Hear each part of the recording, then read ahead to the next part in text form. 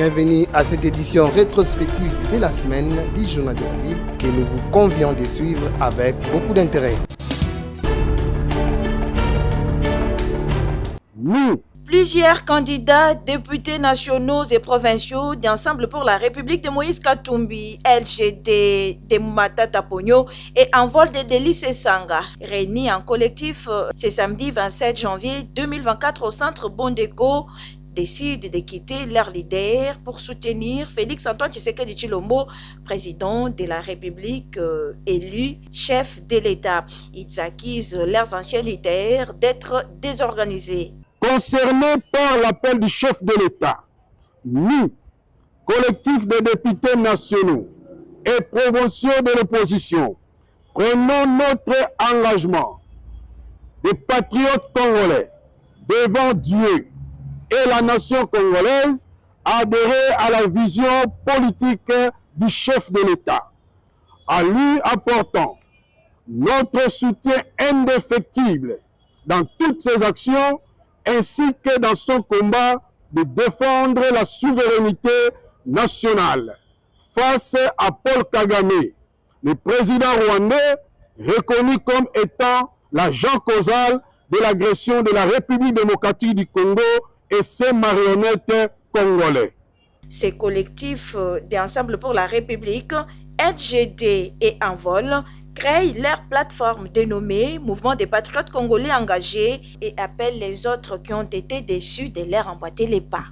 À cet effet, nous, candidats, députés nationaux et provinciaux de l'opposition, souciés de notre propre destin patriotique, à œuvrer pour la paix, la consolidation de l'unité nationale autour d'un leadership fort incarné par le président de la République démocratique du Congo, son Excellence Félix Tshisekedi Tshilombo.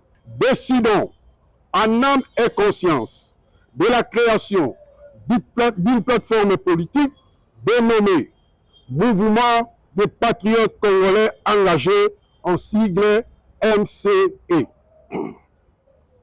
Eu égard à ce qui précède, le Mouvement des Patriotes Congolais Engagés lance un vibrant appel aux jeunes dont leurs ambitions sont encore étouffées par certains leaders de l'opposition et leurs proches collaborateurs de se joindre à nous.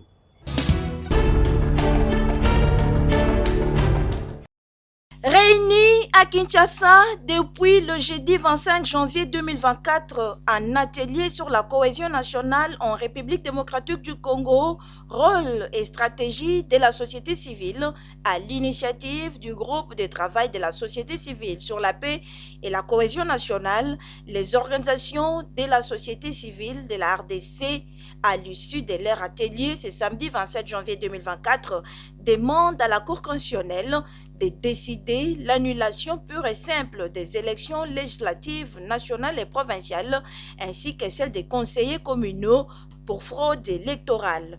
Leur déclaration.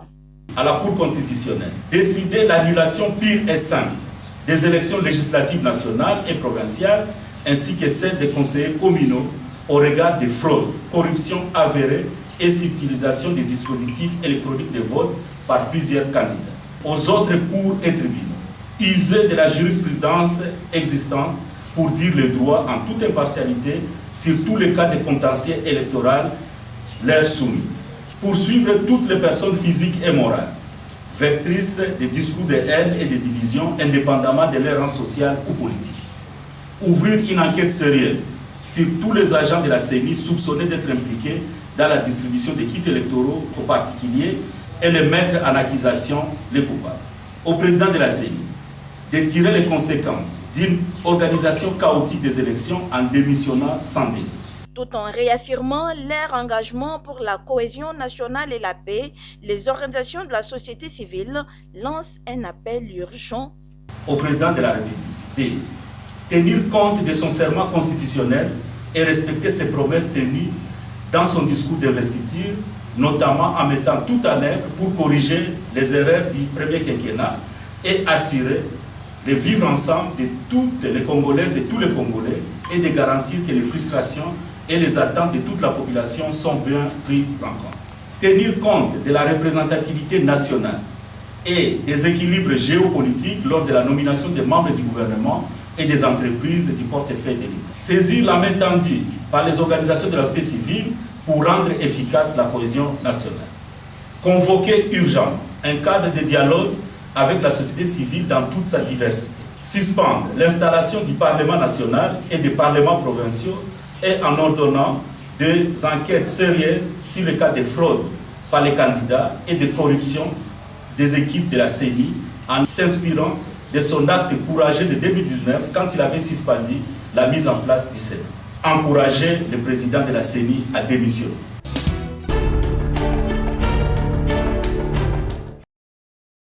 Invalidé par la Commission électorale nationale indépendante CENI pour fraude électorale et suspendu de leurs fonctions sur décision du vice-premier ministre, ministre de l'Intérieur, Peter Kazadi Kankonde, le gouverneur de la Mongala, César Limbaya, de la Chuapa, Pancras Bongo, de l'Équateur, Bobo Boloko et de la ville-province de Kinshasa, Jean-Tiningo Bilambaka sont réhabilités de leurs fonctions ce vendredi 26 janvier 2024 par le vice-premier ministre, ministre de l'Intérieur, et c'est dans le but de privilégier la tranquillité et la paix sociale en attendant les décisions judiciaires. Ces 4 gouverneurs avaient introduit leur recours administratif au cabinet du vice-premier ministre, ministre de l'Intérieur, et ont en même temps saisi la justice. Et pour leur éviter une double sanction, à la fois administrative et judiciaire, le vice-premier ministre, ministre de l'Intérieur, Peter Kazadi Kankonde, les a retirés la sanction administrative pour les laisser à la disposition de la justice, explique-t-il dans une interview accordée à la presse ce samedi 27 janvier 2024 au Palais du Peuple, où il était pour se faire enregistrer comme député national après sa victoire aux élections législatives nationales du 20 décembre 2023 en République démocratique du Congo.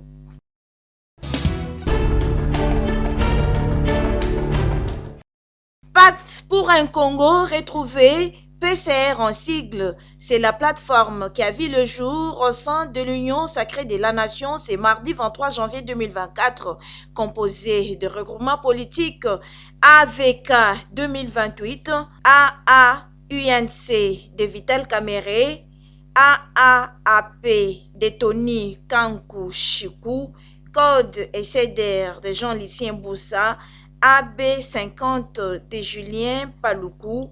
La plateforme PCR vient consolider la majorité parlementaire au sein de l'Union sacrée de la Nation afin d'accompagner la vision du président de la République, chef de l'État, Félix Antoine Tshisekedi Tshilombo. Qui nous réunit en ce moment traduit la volonté de nos regroupements et partis politiques respectifs de former une alliance politique solide en vue d'apporter à son Excellence, Monsieur le Président de la République, Félix Antoine Tshisekedi Tshilombo, le soutien nécessaire à l'accomplissement de sa vision et de l'ambition qu'il porte de faire de notre pays un État plus fort, plus uni et plus prospère au cœur de l'Afrique. Dans cette perspective, l'alliance que nous avons décidé de constituer au regard des résultats des élections législatives nationales et provinciales a pour fondement la confiance que notre peuple a placée en nos élus par l'expression de son vote pour matérialiser ses aspirations plus profondes. Notre démarche politique vise à participer à la consolidation tout de son Excellence, Monsieur le Président de la République de l'État, une majorité parlementaire confortable, constructive et cohérente. Majorité confortable par le nombre des élus qui la constituent, majorité constructive par la portée des idées la qualité de ses propositions et la force de son action. Pacte pour un Congo retrouvé est l'initiative du Dr Vital Kamerhe, réuni en son sein 231 députés nationaux et provinciaux.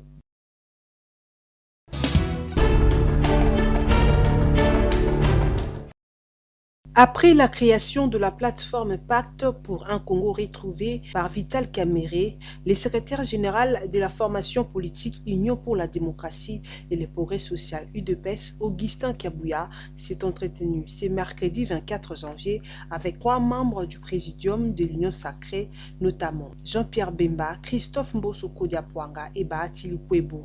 En croire le secrétaire général de l'UDPS, il était question de consulter les membres du présidium de l'Union sacrée de la nation pour réfléchir sur leur avenir. Nous sommes des membres du présidium. Nous sortons d'une élection où nous sommes des élus. Et nous devons nous concerter par rapport à l'avenir. C'est ce que nous venons de faire. Mais il n'est pas exclu aux gens de se réunir et de réfléchir. Tout comme nous aussi, nous venons de nous réunir et nous avons aussi réfléchi. Nous prenons la démocratie. Ils sont libres d'envisager, d'avoir des ambitions, ce qui est tout à fait normal. N'oubliez pas que la RDC, c'est un État qui prône la démocratie. Et nous ne pouvons pas empêcher les membres de l'Union sacrée de se réunir. Le danger peut intervenir seulement quand les gens se réunissent ou comploter contre l'Union sacrée. Or, dans les réflexions, je ne vois pas ce qui peut m'inquiéter. Nous sommes des responsables politiques aussi. Nous venons de nous concerter pour voir ce que nous pouvons faire aussi pour le bon fonctionnement et la réussite du deuxième mandat du chef de l'État. À la question de savoir si Pacte pour un Congo retrouvé vient-il déstabiliser l'Union sacrée de la nation, Augustin Kabuya recadre les choses. Non, si vous avez des préoccupations, référez-vous aux gens qui se sont réunis et posez des questions, puisque moi je ne suis pas leur porte-parole. Je suis membre du présidium, j'ai vu un membre du présidium ici, il n'est pas le seul à être rencontré. Je viens de rencontrer aussi le vice-premier ministre de la Défense, Jean-Pierre Mbemba, avec qui nous avons encore échangé. Pour rappel, le présidium de l'Union sacrée a échangé avec ses membres un jour après la création de la plateforme PCR.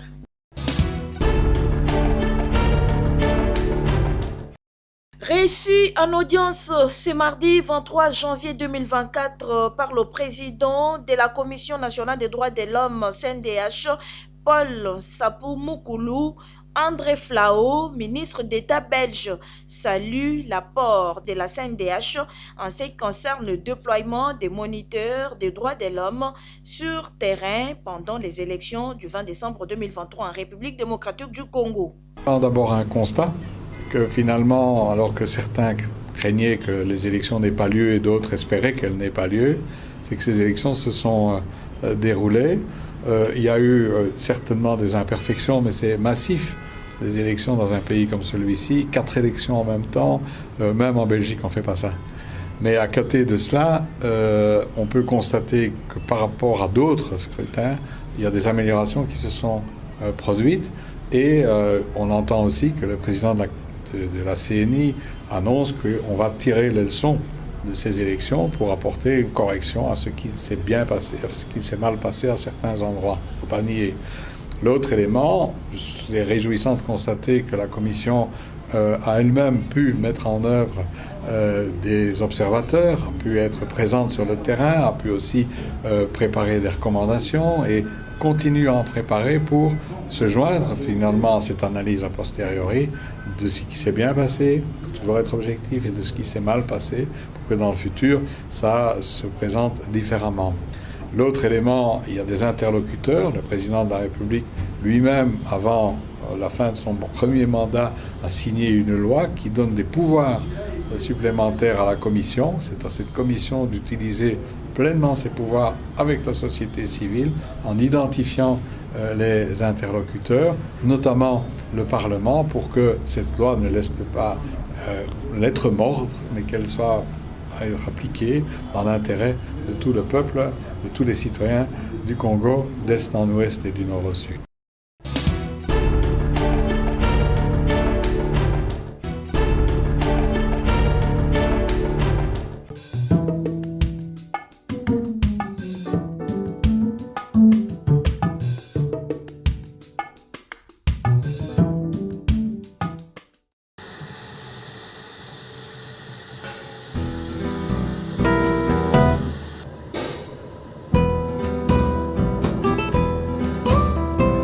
Arrivé à Kinshasa dans la journée du vendredi 19 décembre 2024, à bord d'un jet privé, le président gambien, son Excellence Adama Barrow, accompagné de son épouse, a été accueilli à sa descente d'avion par le Premier ministre Jean-Michel Samaloukoundé et le ministre de l'Urbanisme et Habitat Pius Mwabilou, les responsables de la police et des FARDC ainsi que de l'ambassadeur itinérant de la République de Gambie en RDC, son Excellence Kamika Chama, qui a été cordialement salué par le président Barrow.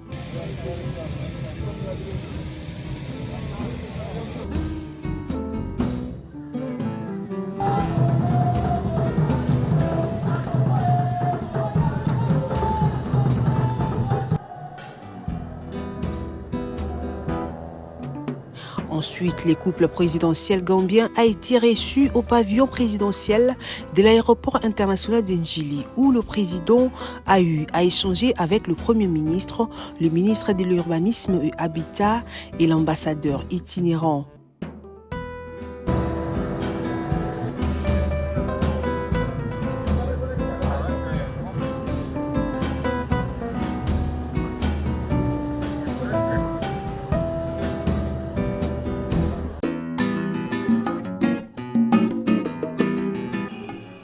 Accueillons à présent son Excellence, M. Adama Barrow, président de la République de Gambie.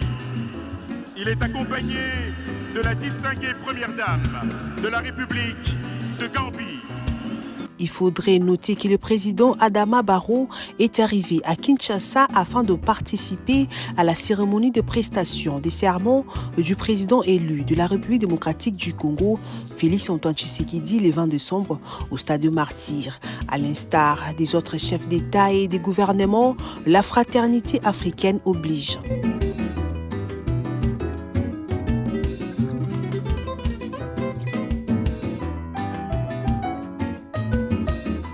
Les jours même de son arrivée, se sentant comme chez lui à Kinshasa, le président Adama Barrow et son épouse ont rendu visite d'amitié à l'ambassadeur itinérant Kamika Chama dans sa résidence de Macampagne dans la commune de Ngalema.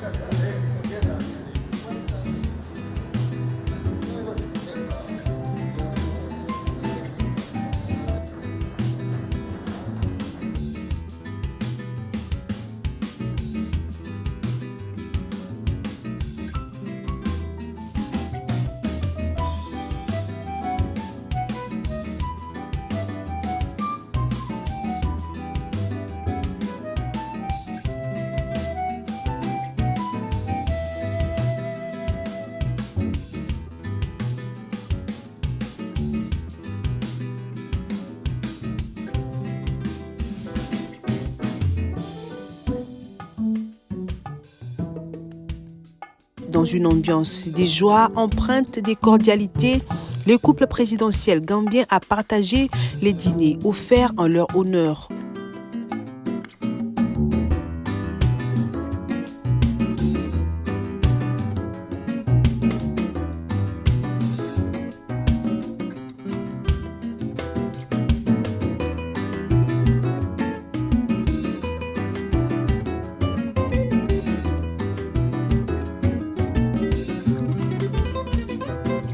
Outre le couple Kachama, le Premier ministre honoraire Sami Badibanga, le ministre des Finances Nicolas Kazadi et son épouse, le ministre du Numérique Eberand Kolongele et son épouse, la ministre des Justices et garde des Sceaux Rose Mutombo Kesse, ainsi que certains Gambiens résidant au Congo et les membres de sa délégation étaient tous de la partie.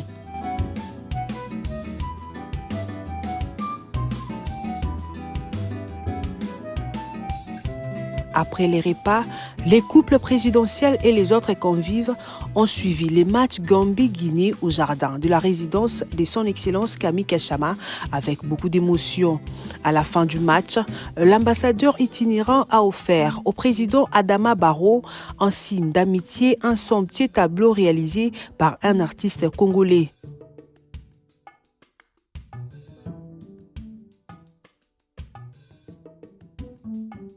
Et ensuite, Madame Kachama, tout en remerciant la First Lady gambienne de la visite, lui a offert un tableau à son effigie ainsi qu'un cadeau spécial.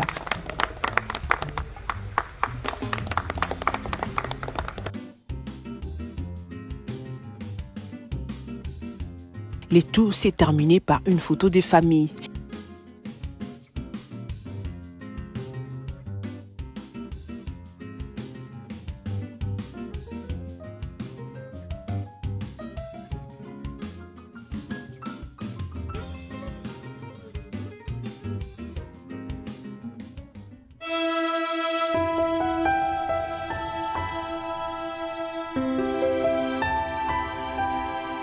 Il y a lieu de retenir que la Gambie est un pays de l'Afrique de l'Ouest incrusté dans le Sénégal avec une ouverture sur l'océan.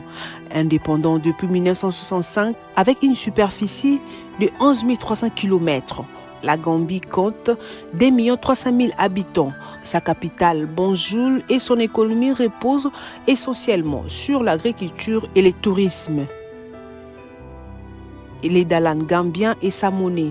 En RDC, la République gambienne est représentée par son ambassadeur itinérant Camille Kachama Mouteba.